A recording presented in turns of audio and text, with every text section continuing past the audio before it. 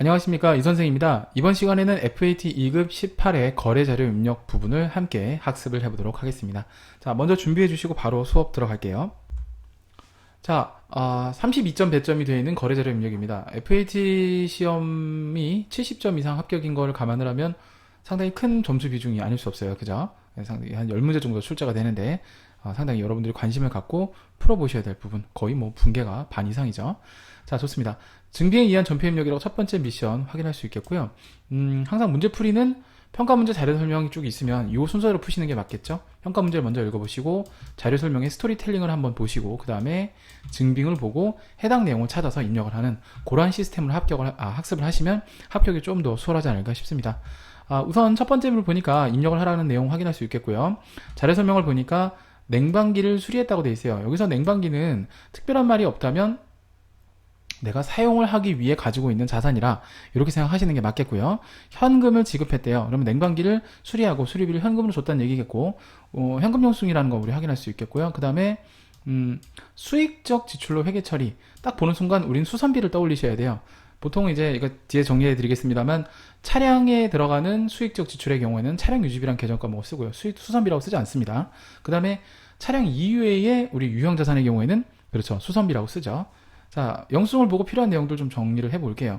영수증에 보면은 그렇죠. 날짜가 가장 중요하죠. 그 다음에 여기선 채권 채무가 아니기 때문에 금천테크라는 건 크게 의미가 없겠고요. 여기 이제 금천테크는 나한테 팔아먹은 사업자가 되겠죠.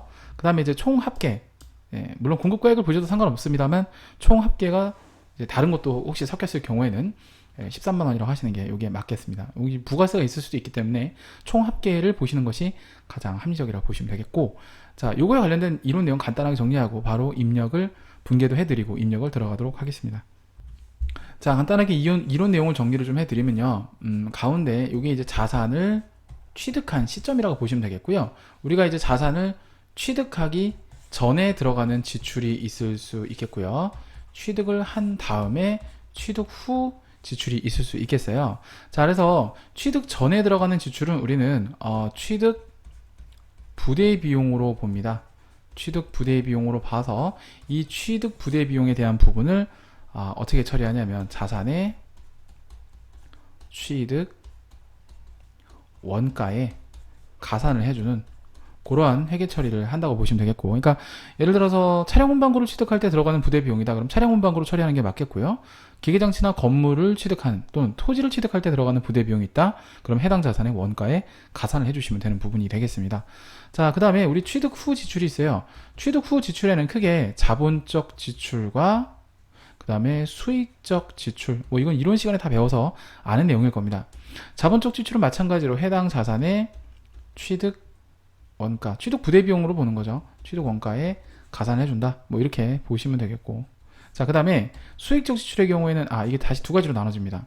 이게 차량이냐 차량이 아니냐에 따라 나눠지는데 차량일 경우에는 역시 차량 유지비라고 하시면 되겠고 차량이 아니면 수선비라고 하시는 게 맞을 거예요.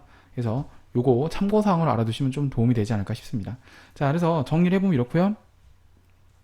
자, 분계를 바로 들어갈게요. 자, 분계를 들어가시면 바로 차변에 수선비라고 하시면 되겠죠. 820번 계정 과목 판매비와 관리비인데 굳이 저는 이게 뭐 판매비와 관리비라고 구분하지 않겠습니다. 여러분들 제가 뭐뭐 비용에 대한 얘기를 할 땐 대부분 다 FAT 1급이나 FAT 2급 시험은 제조 원가가 없기 때문에 다 800번대 경비라고 생각하시면 되겠어요. 그래서 13만원, 그 다음에 현금으로 지급하였다. 현금 영수증 받았죠. 13만원. 자, 요렇게 분계를 해주시면 되겠다. 자, 됐습니다. 또는 이제 요거는 이제 이걸 차변 대변을 나눠서 하시는 방법, 즉 대체점표를 하셔도 상관없고요.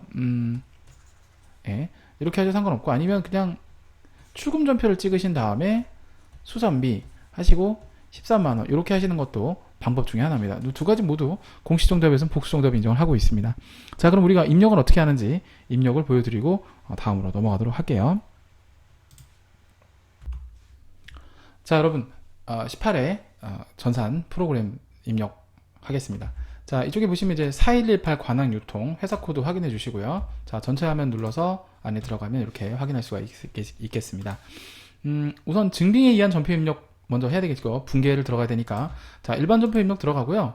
뭐 이건 여러분들한테 꼭 권고사항은 아니지만, 권고사항, 강제사항은 아니지만 권고사항인 게, 여기 있는 그 밑에 화면 요거 누르면 이제 이렇게 처음엔 아마 이게 세팅이 이렇게 돼 있을 수도 있어요. 그러니까 요거 눌러서 활성화 시켜줘서 밑에 분계 보시는 거, 그 다음에 여기 기능 모음키 누르셔서 화면 구성 눌러갖고요, 요걸 간편 입력으로 바꿔서 입력하시면 조금 수월하다는 거.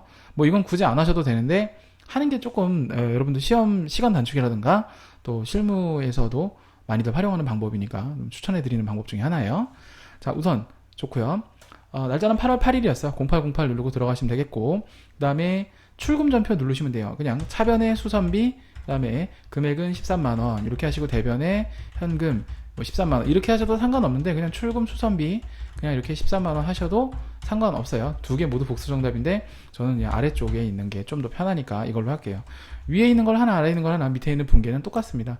분계 한번 확인해 주시고, 출금 요거 1번 누르면 출금이죠. 자, 요거 확인해 주시고, 자, 됐습니다. 자, 이렇게 문제 해결을 했고요. 바로 다음 문제 진행하도록 할게요. 자, 이번에도 증빙에 의한 전표 입력이 되겠는데, 이번에는 화재보험료 영수증이 되겠습니다. 화재보험료 영수증 보이죠? 자, 일단 문제에서 뭘 요구하는지 좀 확인해 보고 갈게요.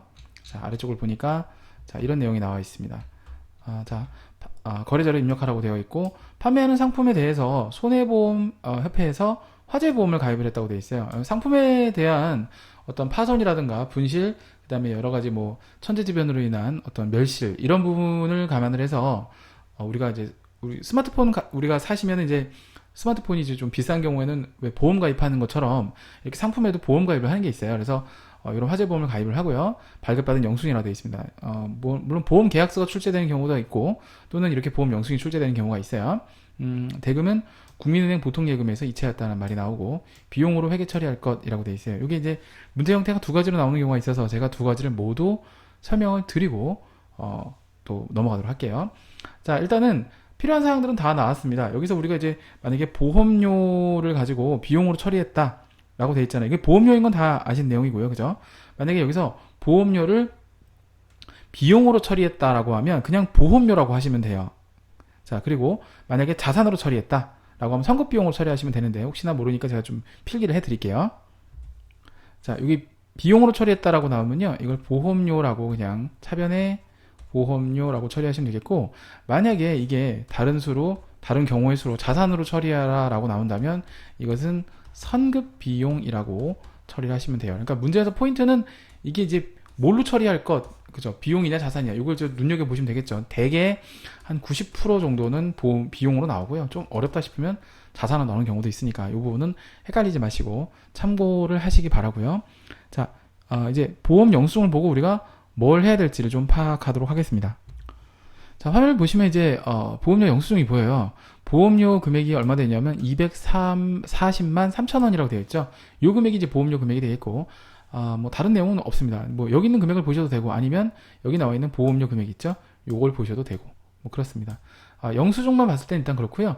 그다음에 납입했을 때 이제 우리가 납입 일자가 여기 입고 일자가 아니에요. 그래서 요 영수한 날 있죠. 8월 9일, 2016년 8월 9일 요 날짜가 되겠습니다. 뭐 보험 기간은 참고사항으로 보시면 되겠고, 자, 그래서 요 사항을 가지고 분계를 하고 입력을 바로 들어가도록 할게요.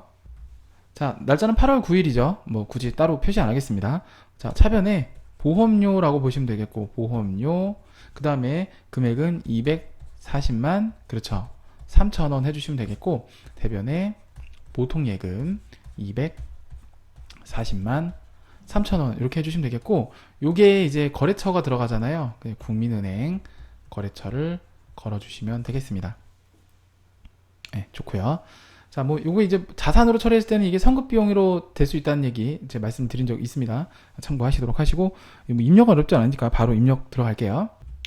자, 날짜는 8월 9일 되겠습니다. 날짜 8월 9일로 바꿔주시면 되겠고, 그 다음에 이제 차변에 보험료는 821번 계정 과목 되겠습니다. 821번 엔터 치시고 2403, 자, 플러스 엔터 이렇게 쳐주시면 240만 3천원 나와요.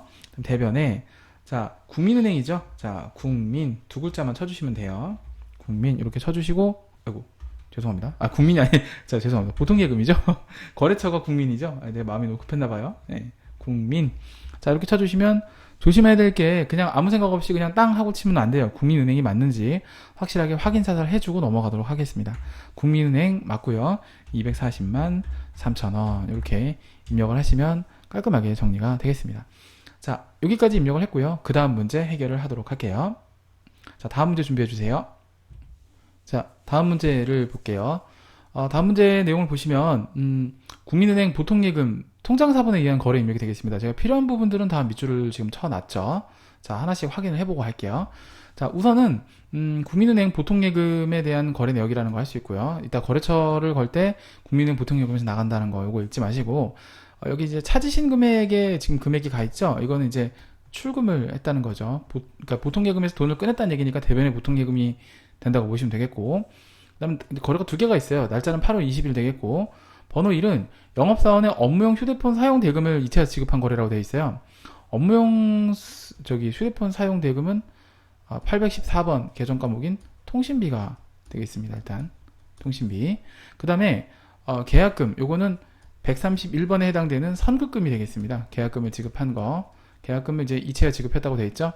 요 두 가지 분계를 한꺼번에 해라. 뭐 이런 내용으로 보시면 되겠습니다. 자, 그래서 번호 1번, 2번 이걸 이제 각각 분계를 해도 되고 한꺼번에 분계도 되는데 가급적이면 한꺼번에 분계하시는 거를 좀 추천을 드릴게요. 하나의 분계로 처리하는 걸. 자, 그럼 여기서 이제 분계를 바로 해드릴까요? 그냥? 예, 그게 좋겠죠. 자, 우선은 차변의 통신비 날짜는 8월 20일이에요. 자, 금액 23만원. 대변에 자 경진상사 뭐라고 해야 되죠? 선급금이라고 하시면 되겠죠. 선급금 요 금액이 30만원. 대변에 보통예금 합친 금액 얼마일까요? 53만원. 이렇게 하시면 되는데, 자 요거 좀 구분을 좀 해놓을게요. 이렇게 이렇게 하시면 되는데, 중요한 사항은 뭐냐면 요 선급금에 대한 거래처가 어디라고요? 경진상사라는 거죠. 그래서 경진 상사 거래처 걸어주시고, 보통 예금에 대한 거래처도 역시 국민은행 통장에서 이체됐기 때문에 국민은행 이렇게 걸어주셔야 된다는 거, 요거를 전표 입력을 통해서 또 확인을 시켜 드릴게요.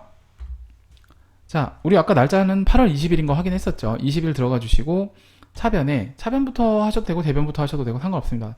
저 같은 경우에는 이제 순서가 좀 그런데 우리가 차대변을 확실하게 알면 대변부터 하셔도 상관없어요. 자, 그래서 8월 20일 들어가고, 저는 뭐 대변부터 하죠. 뭐 대변에 자 103번 보통예금, 그 다음에 국민은행 이렇게 들어가 주시고 실수 안 하게끔 53만원. 차변에 이제 확인하시면 되겠죠. 통신비 거래처 안 걸어도 됩니다. 통신비는 23만원. 요거 이제 이렇게 엔터 치면은 딸려가잖아요. 저 같은 경우에는 814번 통신비하고 커서를 해요. 커서 이렇게 해서 23만원. 나머지가 선급금, 그리고 여기서 거래처 걸어야 된다 그랬죠. 어디라고요? 경진 상사 두 글자만 치시면 돼요. 30만원 이렇게 입력하시고 넘어오시면 깔끔하게 정리가 되고요. 아래쪽에 이제 전표 입력한 내용을 우리가 확인할 수도 있어요. 그죠? 이렇게 확인하실 수도 있겠고, 이렇게 보시면 되겠다. 자, 좋습니다. 자, 다음 문제로 넘어가도록 하겠습니다. 자, 그 다음 문제는 우리가 흔히 한두 번쯤은 꼭 시험 문제에 아주 꼭 나오는 빈출 문제인 재고자산의 매출 거래가 되겠습니다. 일단 매출이라는 말 참고하시면 상품 매출이라는 거 알 수 있겠고요. 공급자 보관용이라는 거를 보면 더더욱이나 이거는 매출에 관련된 거래라는 거 볼 수 있겠고요. 날짜는 여기 있어요. 8월 22일. 자, 이제 공급자가 관항유통은 나고요. 공급받는 자가 꽃잎내 마트 거래처가 되겠어요. 그러니까 뭐 공급자라는 사실 볼 필요가 없어요. 그냥 뭐 보시면 되겠고, 그 다음에 이제 뭘 팔았냐가 중요한 건 아니고, 여기 공급과의 계를 보시면 200만원 거래를 한 거예요, 지금. 그 다음에 이제 비고는 계약금 입금된 적이 있었다라는 말이 있고, 이 금액은 실제로 20만원. 이게 이제 계약금 입금됐다는 뜻이죠. 계약금 입금되면 우리 뭐라고 합니까? 선수금이라고 하죠. 그 다음에 미수액은 180만원. 요건 이제 외상 이제 매출금이 되겠고, 이렇게 볼 수가 있겠습니다. 그 다음에 7월 20일 날 입금받은 계약금을 차감한 잔액을 외상으로 했다라는 말이 나오고, 입력하라는 말 있죠. 자, 이건 뭐 백문이 불여의견이라고, 사실 7월 20일 전표를 조회하셔서 문제를 푸시는 것이 이제 원래 맞긴 하나, 사실 이 금액이 20만원이라고 선수금 이렇게 다 보여져 있으면 굳이 7월 20일 전표를 안 가도 돼요. 그래서 이제 뭐 막바로 분계를 해보면, 여기 위에다 좀 해드릴게요. 자, 분계를 해드리면 이렇습니다. 자, 일단은 상품 매출, 대변에 상품 매출로 분계를 하시면 되겠고요. 금액은 얼마가 되겠냐면 이제 200만원이 되겠죠. 200만원. 자, 그 다음에 선수금이 있어요. 미리 받은 계약금 선수금을 차감한 나머지, 그 다음에 180만원, 요 금액은 이제 외상 매출금이 되겠죠. 이제 거래처는 이 두 개 다 모두 공이 뭐라고 하냐면 꽃잎내, 줄여서 그냥 꽃님이라고 할게요. 꽃잎내 마트, 이렇게 하시면 되겠습니다. 자, 요거에 대한 전반적인 내용, 전산 우리 조회하는 부분하고 입력하는 부분 모두 실습을 함께 하도록 하겠습니다. 자, 우선 좀 팩트를 확인해 봐야 되기 때문에 7월 20일 날짜로 가보겠습니다. 자, 이쪽에 보시면 좀 확대해 드릴까요? 자, 이렇게 선수금, 보통예금하고 돈이 들어왔는데 꽃잎내 마트에 들어왔어요. 20만원이란 돈이 들어왔죠. 대변에 여기 보시면 상품 계약금으로 들어가는 거 확인할 수 있겠고요. 자, 뭐 우리가 아는 대로 그냥 분계 정리하고 넘어가겠습니다. 자, 지금 날짜는 8월 22일이 되겠고, 보통은 차변 대변 중에서요, 변이 적은 것부터 먼저 입력하는 게 조금 더 수월합니다. 그래서 저는 대변에 상품 매출부터 먼저 입력을 하고요. 차변에는 이제 선수금 259번이에요. 그 다음에 꽃님이라고 치시면 이렇게 나오죠. 금액은 20만원, 나머지 금액은 외상 매출금. 자, 여기 안에 팁을 알려드리면, 위에 있는 거래처를 또 꽃잎내 마트 불러오지 마시고 그냥 코드 번호를 한 번 더 쳐주시는 방법도 하나의 방법이란 방법이고요. 아니면 이 자리에서 우리 숫자 키패드에 플러스 버튼 누르죠? 있죠? 그거 누르시고 엔터 치셔도 돼요. 플러스 엔터 치셔도 따라옵니다. 복사 기능이에요. 180만원. 이거 실무에서 많이 써먹는 기능이니까 사용하시면, 뭐 자격증 시험에도 물론 도움이 됩니다만, 제가 옛날에 세무사무실 현직에 있을 때도 많이 썼던 기능 중에 하나니까 참고하시면 도움이 될 것 같아요. 프로그램은 역시 쓰면 쓸수록 원래 늘게끔 돼 있어요. 일단 여러분들이 이제 익숙하지 않으셔서 그런 것 뿐이지, 사실은 늘 이걸 이제 어불하시는 분들은 다 어떻게 하시더라고요. 저도 하면서 이 기능이 있는 줄 알았어요. 원래 자격증 시험 공부할 땐 저도 이 기능이 있는지 잘 몰랐어요. 근데 하면서 좀 공부를 했던 것 같습니다. 자, 됐고요. 다음 문제로 넘어갈게요. 자, 이번 문제는 유무형 자산의 구입 되겠습니다. 역시 필요한 사항들 제가 현관펜 칠해놨고요. 가장 중요한 건 금액이죠. 합계금액 240만원치 뭘 샀는데 분명은 냉동고라고 되어 있어요. 내용을 보니까 뭐 거래자를 입력하라고 되어 있고, 스토리텔링을 보니까 냉동고를 구입했다고 되어 있어요. 그 다음에 자기야 수표로 지급했다고 되어 있는데, 이 자기야 수표는 우리가 계정 과목이 현금이죠. 현금. 그래서 분계를 바로 해드리면, 자, 뭐 칠판에 분계를 바로 해드릴게요. 자, 우리 분계를 해드리면 바로 차변에 냉동고 구입은 비품이라고 보시면 되겠어요. 비품. 그 다음에 이 금액이 240만원 구입을 했고요. 대변에 현금 240만원. 자, 이건 뭐 대체 분계하셔도 되고 어떻게 해도 된다고요. 출금 전표 찍으셔도 되는데 저는 그냥 출금 전표로 하겠습니다. 바로 입력 들어갈게요. 자, 날짜는 8월 24일 되겠고요. 출금 212번이 비품이에요. 240만원 이렇게 입력을 하시면 깔끔하게 정리가 되겠습니다. 뭐 어려운 내용은 아니죠. 자, 좋습니다. 바로 다음 문제로 이어서 가도록 하겠습니다. 자, 이번 문제는 약소금의 발행 거래가 되겠습니다. 약소금을 수취하는 거래가 있고 발행하는 거래가 있는데, 발행하는 거래라고 생각하면 지급 어음이라는 계정 과목을 사용하게끔 된다는 거, 이거 알고 계셔야 될 것 같고요. 그 다음에 이제 필요한 사항은 이렇게 제가 이제 저기 해놨어요. 거래처, 상대방 거래처한테 발행을 해주는 거니까 상대방 거래처가 누군지, 그리고 어음 번호 중요하겠죠. 그 다음에 금액 중요하고요. 그 다음에 이제 지급기일, 여기 이제 만기일이죠.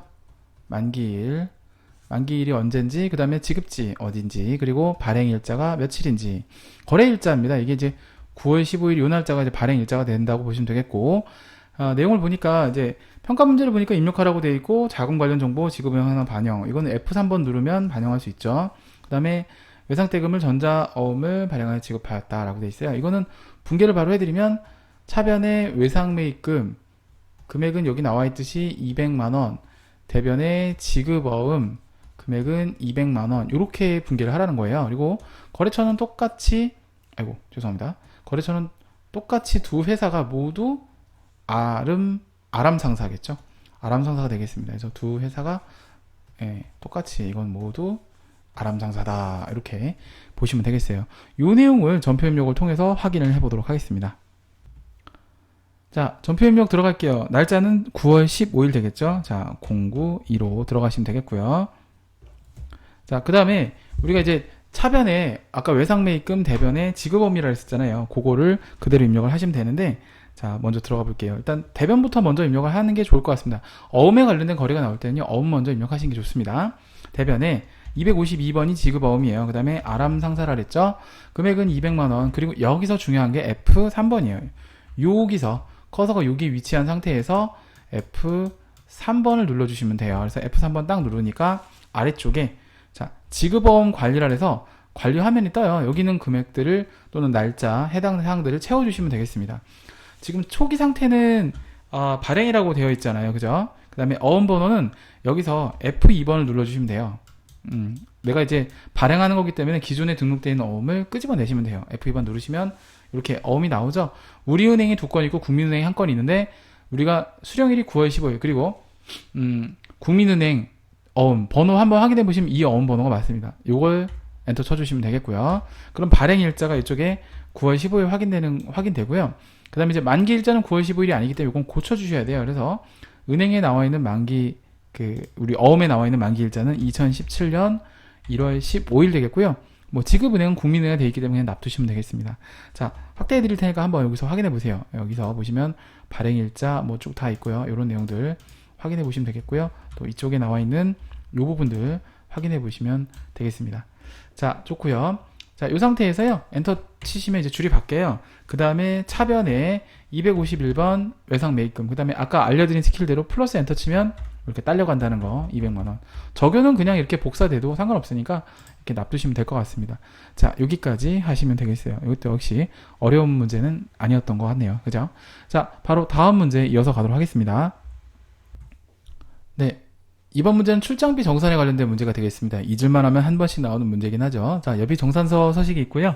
평가 문제를 먼저 읽어보니까 10월 18일에 거래를 확인한 후에 정산거래 입력하라고 되어 있어요. 그러면 이때 아마 출장여비 정산이면 해당 직원 이름으로 가지급금이 걸려 있을 거예요. 근데 AT 시험은 그나마 전산회계 시험보다 쉬운 게 금액을 우리가 확인할 수 있어요. 어디서 확인하냐면 출장비 지급받은 금액 있죠. 이게 실제로 10월 18일 날 지급한 금액이에요.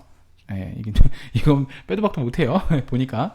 자, 그렇다는 내용이고, 자료 설명을 보니까 날짜는 10월 25일. 그러니까 우리가 전표 입력을 해야 될 날짜는 10월 25일이라는 뜻이고, 여비정산서를 받고요. 부족한 금액 현금 지급했다고 되어 있어요. 보니까 초과 지출액이 4만원 되어 있죠. 출장비를 40만원 줬는데, 여기 보시면 실제 출장에 소요된 금액이 44만원이라는 걸 알 수 있어요. 그럼 이게 여비교통비란 얘기고, 이게 가지급금이란 얘기고, 그 다음에 이게 현금을 더 지출한 금액이 되겠습니다. 이렇게 재료는 다 만들어져 있고요. 혹시나 몰라서 숙박비, 식비, 교통비 이게 모두 합당하게 여비교통비 처리해야 될 부분이 맞는지만 한 번씩 훑어보시면 돼요. 예전에 접대비가 한번 나온 적이 있어갖고 여비교통비랑 접대비랑 계정 과목이 2개 나온 적이 있었거든요. 예, 이게 만약에 예를 들어서 뭐 숙박비 20만원, 접대비 15만원, 교통비 9만원 그러면 요거랑 요거 2개만 여비교통비가 이건 접대비가 돼요. 그런 부분인데 요거는 아마 테마학습을 좀 풀어보시면 이 뒤에 걸 풀어보시면 이 전에 거 있죠. 예, 그걸 풀어보시면 아마 알 것 같아요. 제가 지금 몇 회인지 정확하게 기억 안 나는데 그런 문제가 있긴 있었어요. 자, 그러면 깔끔하게 분계 정리를 좀 해보도록 하겠습니다. 먼저 10월 18일 거래를 한번 조회를 한번 해보고 가죠. 혹시나 모르니까 그죠? 자, 날짜는 10월 18일 되겠습니다. 그래서 10월 18일 들어가 보시면 보세요. 있죠? 박영선 국민은행 이렇게 돼 있고 거래처가 걸려 있어요. 그래서 우리 전산회계 시험은 거래처를 대부분 안 거는 게 일반적인 트렌드인데 AT 시험은 가지급금의 거래처를 거는 것이 일단 공식화 되어 있습니다. 그래서 거는 거 잊지 마시고요. 자, 10월 18일 날에 가지급금 걸렸다는 걸 확인했으면 자, 일단 분계를 한번 해볼 수가 있습니다. 이걸 가지고 자, 분계를 한번 보여드리면요. 자, 분계 보여드리면 우선 출장 여비 가지급 정산을 하기 위해선 대변에 가지급금이 먼저 가야 돼요. 그 당시에 지급했던 가지급금은 40만원으로 우리가 확인이 됐습니다. 자, 그 다음에 부족한 부분을 추가적으로 현금 지급한 금액은 4만원인 걸 아까 확인했는데 굳이 이걸 몰라도 사실 여비교통비에 지출된 금액이 44만원이었다는 거 실제 소요액이라고 되어 있는 부분 있죠? 그게 44만원 되겠습니다. 자, 일단 거래처를 걸어줘야 되는데 가지급금에 대한 거래처 박영선 사원에 대한 부분만 걸어주시면 깔끔하게 정리가 되는 부분이 되겠습니다. 이거 하나의 전표로 처리하시면 되는 문제예요. 자, 좋습니다. 10월 25일 날짜로 입력을 해보도록 하겠습니다. 자, 날짜 10월 25일 되겠고요. 자, 뭐부터 할까요? 차변부터 할까요? 차변에 812번 여비교통비 들어가 주시면 되겠고, 뭐 여비교통비는 딱히 거래처 거실 필요가 없어요. 차변에 금액 44만원 입력해 주시면 되겠고, 대변에 자, 어떻게 하면 돼요? 일단 부족한 부분 101번 현금 4만원 채워주고 나머지 부분은 가지급금 정산 뭐 이거 순서를 바뀌어도 상관없습니다. 박영선 40만원 예, 이렇게 입력을 하시면 되겠습니다. 뭐 현금과 가지급금은 서로 순서가 밖에 상관없으니까 예, 이렇게 처리를 하시면 되겠습니다. 자, 바로 다음 문제로 넘어가도록 할게요. 자, 다음 문제 준비해 주세요. 자, 이번 문제는 8번째 문제로서 증빙에 의한 전표 입력이 되겠어요. 내용을 보시면 우리 그 전자계산서죠. 그리고 공급받는 자 보관용. 제가 파란색은 주로 내가 돈을 지출하는 것, 빨간색은 돈을 들어오는 것. 그러니까 매입, 지출 뭐 이런 것들이 파란색. 그다음에 매출, 수입 이런 것들이 대부분 빨간색이라고 보시면 되겠어요. 자, 그래서 공급자는 일단 초록출판. 내가 아니죠. 내가 초록출판이라는 데서 내가 뭘 사는 겁니다. 공급자는 관항유통 나잖아요. 그 다음에 이제 작성일자, 예, 날짜 10월 27일, 공급가액은 15만원 되겠고요. 현금 지급한 거 확인할 수 있습니다. 뭐 내용 보셔도 아시겠지만 업무를 위해 필요한 도서를 구입하고 받은 계산서라고 되어 있고 현금으로 지급했다고 되어 있고 뭐 입력하라는 말 되어 있어요.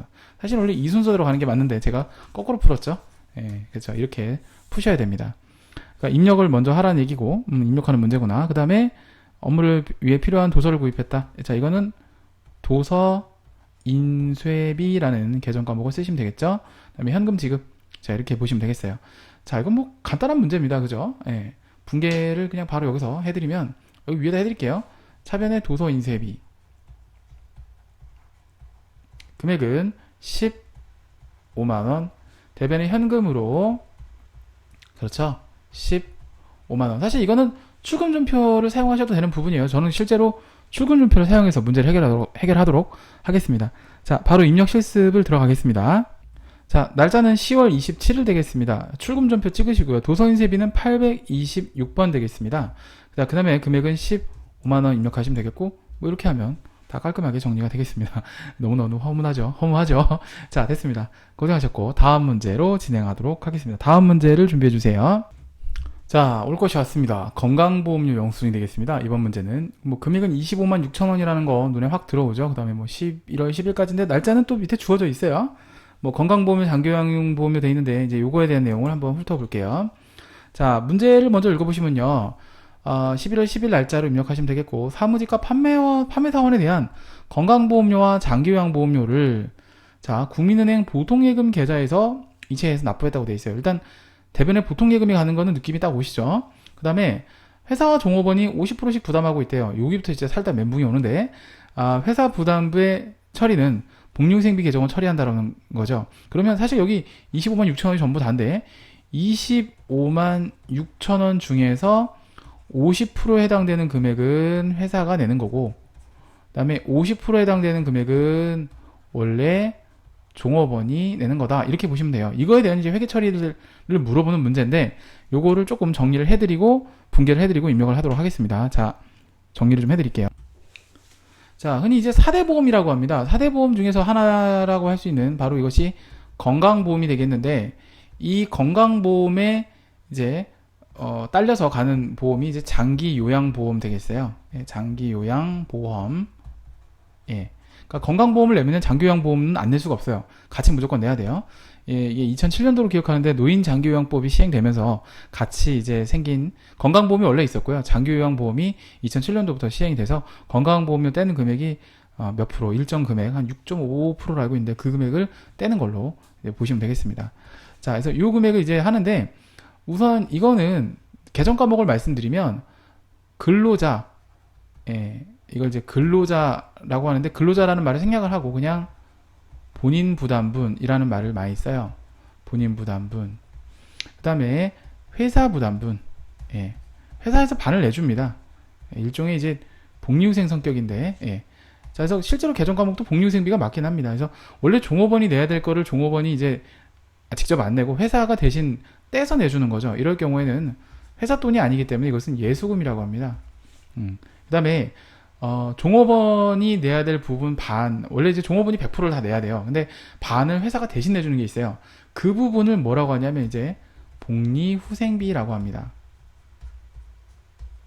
예, 이렇게 보시면 돼요. 그러니까 결국에는 금액으로 말씀드리면 이 25만 6천 원이라는 금액은 사실 종업원한테 다 혜택이 돌아가는 금액이에요. 근데 이 중에 반이라고 할 수 있는 12만 8천 원은 종업원이 부담해야 될 부분을 회사가 대신 걷어서 내는 거니까 예수금이라고 보시면 되겠고 나머지 12만 8천 원은 회사가 종업원이 원래 다 내야 될 돈이지만 그 중에 50%를 복리후생 차원에서 내주는 개념이다 라고 보시면 되겠어요.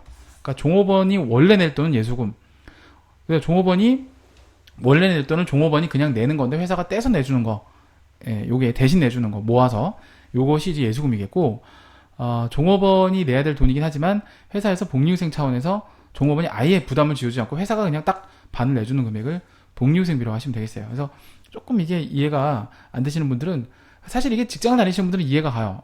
원래 내가 낼 돈에서 얼마를 떼는구나 이렇게 보시면 되는데, 이제 경제 활동을 하지 않은 우리 고등학생이나 대학생들 같은 경우에는 이 개념이 조금 이해가 안 가실 수도 있어요. 그래서 여러분들 뭐 연봉이라든가 월급에 대한 개념은 실제로 돈을 다 받는 금액이 아니고요. 이렇게 원천징수한 달에 원천징수 당하는 금액을 차감한 나머지를 실제 수령하게 됩니다. 그래서 뭐 세전급여가 얼마냐, 세후급여가 얼마냐 이렇게 또 보기도 합니다.